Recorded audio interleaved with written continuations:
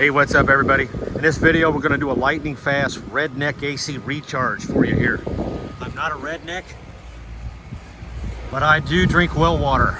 I ain't got all that fluoride mucking up my brain. Them rednecks got more common sense than the bank, boy. So let's get this done at the speed of light.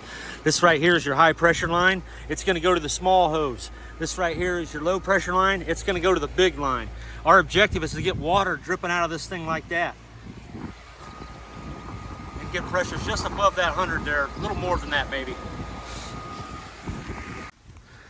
Okay, the way I like to purge the system is to hook the lines up, leave them loose on the end, have this tank hooked up. Both of these cracked, and we're just letting a little gas leak.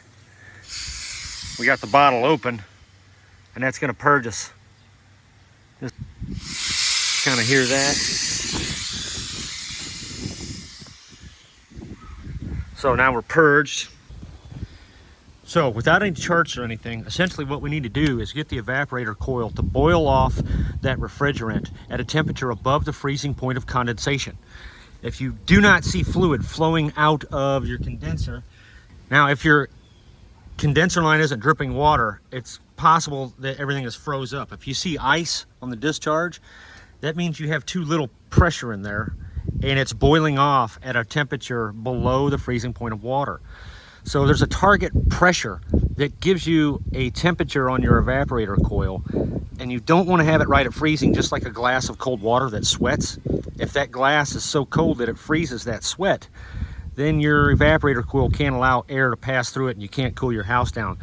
So if we add a little bit more fluid, if we increase the pressure, we'll bring that evaporator coil pressure up to say 35 degrees or 40 degrees. We don't have any equipment to do those super efficient tests that dial it in perfectly. We're just going to get the pressure up to where we start to see water coming out of the condensation line, and that's going to be good enough for us. All right, so our target pressure is just above 100 psi's, maybe in 110, 120. When you're down around 100 psi's, your evaporator coil is boiling off at right around the freezing point of water. It's very cold. So to reduce the boil rate, you add more fluid. You can see here we are dead low.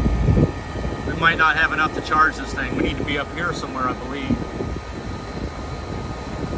So let's get at it. We're going to turn the can upside down with it open, and we're going to throttle this valve for 10 seconds.